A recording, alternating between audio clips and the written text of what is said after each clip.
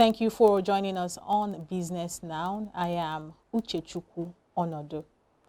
President Muhammadu Buhari on Wednesday in Abuja launched the Nigeria Agenda 2050, declaring that its implementation would ensure that Nigeria attains a per capita GDP of $33.328 per annum to place her among the top middle-income economies globally by 2050.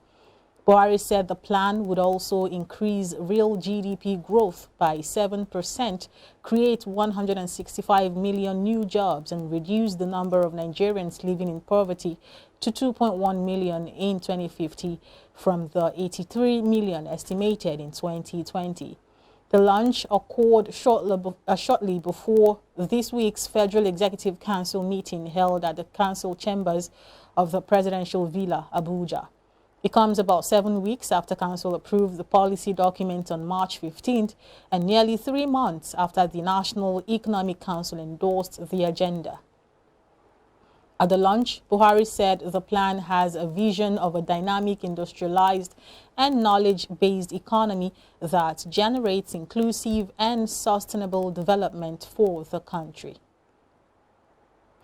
The Senate has approved the request of President Muhammadu Buhari to restructure the 22.7 trillion naira loan from the Central Bank of Nigeria extended to the federal government under its Ways and Means provision.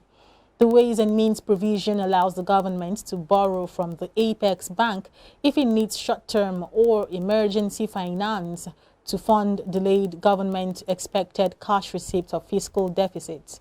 Since the government started experiencing a significant shortfall in revenue, it has relied heavily on the central bank to finance its expenditure programs via Ways and Means, which balance as of December 19, 2022 stood at 22.7 trillion.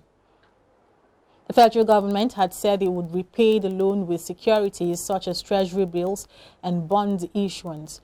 President Buhari had last year asked the Senate to approve his proposal to securitize the loan, but the Red Chamber rejected the request, citing a lack of details.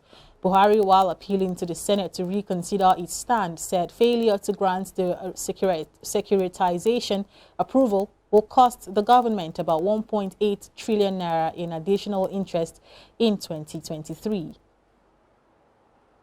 It emerged during the week that the federal government in 2022 deducted over 78 billion naira from allocations made to the states for external debt servicing.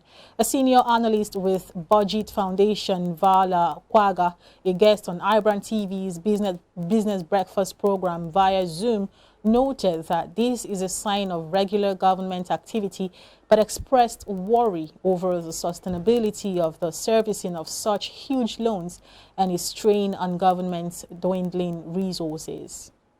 The understanding we have is that states, the federal government, are juristic persons, so they can buy and sell in their names. They can carry out business. They are meant to provide public goods and services, and they are meant to do so profitably.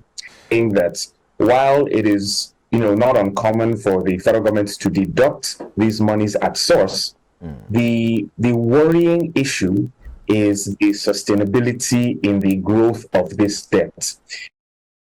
To place that vis-a-vis the problem of inflation and how inflation is making the naira weaker, meaning that we are ultimately paying more on interests and perhaps even principals today than we were paying, say, 6 months ago, a year ago, 18 months ago, and what have you. So, on one hand, it's a normal course. It's responsible. It's a responsible action for you to pay back your debts. But it becomes challenging when the ultimate volume of money that you are eventually paying back continues to grow larger and larger.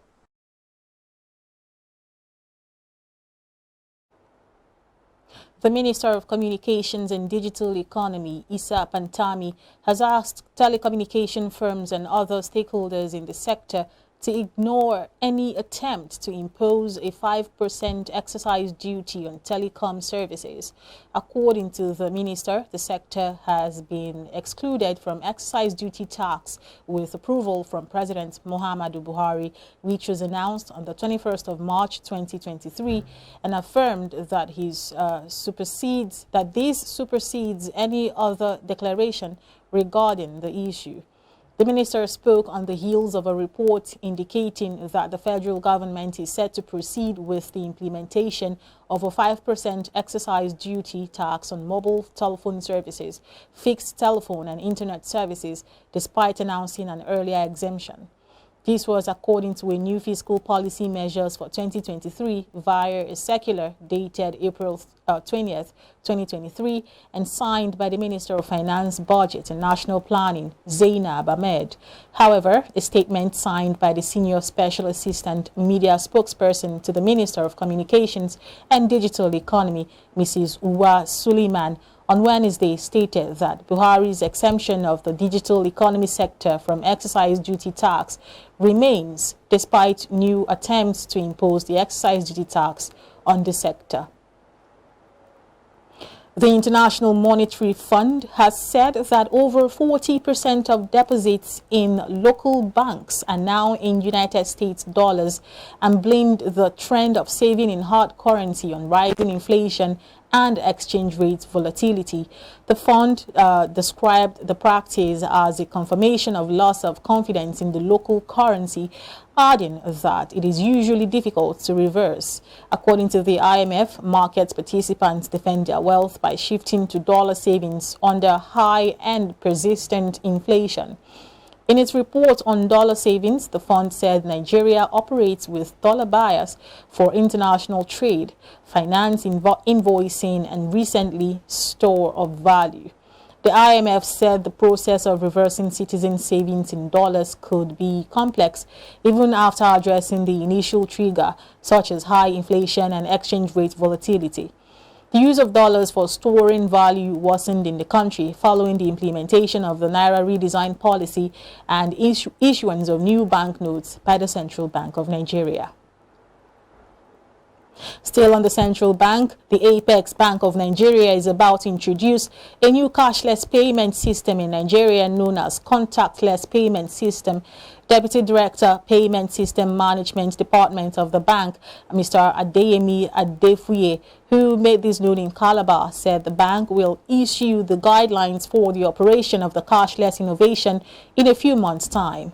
The introduction of contactless payment is another tool the Apex Bank will introduce before December 31st to mitigate any inconvenience that may arise when the old notes make way for the new ones.